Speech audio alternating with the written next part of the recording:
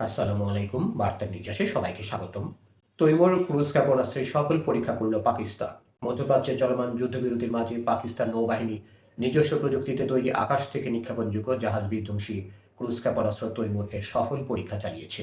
মঙ্গলবার দেশটির inter services public relation এক বিবৃতিতে এই তথ্য জানায়। বিবৃতিতে বলা হয়, এই পরীক্ষার মাধ্যমে নির্ভুল লক্ষ্যভেদ ক্ষমতা এবং নৌবাহিনীর অপারেশনাল প্রস্তুতির শক্তিশালী প্রমাণ মিলেছে। দেশীয় প্রযুক্তিতে তৈরি এই ক্ষেপণাস্ত্র নির্ধারিত লক্ষ্যবস্তুতে অত্যন্ত নিখুঁতভাবে আঘাত হানতে সক্ষম হয়েছে। আইএসপিআর জানায়, দূরপাল্লা থেকে শত্রু সামুদ্রিক হুমকি শনাক্ত ও ধ্বংস করার ক্ষেত্রে এই সক্ষমতা পাকিস্তান নৌবাহিনীর শক্তি আরও বাড়িয়েছে।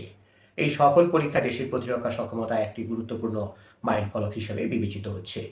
দর্শক, আরও সংবাদ পেতে আমাদের বার্তা নিউজ চ্যানেলটি সাবস্ক্রাইব করে আমাদের সাথেই থাকুন। বিবৃতিতে আরও বলা হয়, এই উন্নয়ন প্রথাগত যুদ্ধ পরিস্থিতিতে পাকিস্তানের সশস্ত্র বাহিনীর সমন্বিত ও বহুমুখী আক্রমণ ক্ষমতাকে আরও জোরদার করবে। দেশের সামুদ্রিক স্বার্থ ও জলসীমা রক্ষায় নৌবাহিনী প্রতিশ্রুতিবদ্ধ বলেও উল্লেখ করা হয়। এদিকে দেশের প্রেসিডেন্ট, প্রধানমন্ত্রী, চিফ অব ডিফেন্স ফোর্সেস সহ ঊর্ধ্বতন সামরিক কর্মকর্তারা এই অর্জনের জন্য সংশ্লিষ্ট বিজ্ঞানী ও প্রকৌশলীদের অভিনন্দন জানিয়েছেন। এর আগে ১৬ এপ্রিল পাকিস্তান নৌবাহিনী দূরপাল্লার লক্ষ্যবস্তুতে আঘাত হানতে সক্ষম একটি জাহাজ বিধ্বংসী ব্যালিস্টিক ক্ষেপণাস্ত্রের সফল পরীক্ষা চালায়। এছাড়া চলতি বছরের জানুয়ারিতে উত্তর আরব সাগরের মহড়ার সময় ভূপৃষ্ঠ থেকে আকাশে নিক্ষেপণযোগ্য ক্ষেপণাস্ত্র উৎক্ষেপণ করা হয়েছিল। ধন্যবাদ সবাইকে এতক্ষণ ধরে আমাদের সাথে থাকার জন্য। আরও সংবাদ পেতে আমাদের বার্তা নিউজ চ্যানেলটি সাবস্ক্রাইব করে আমাদের সাথেই থাকুন।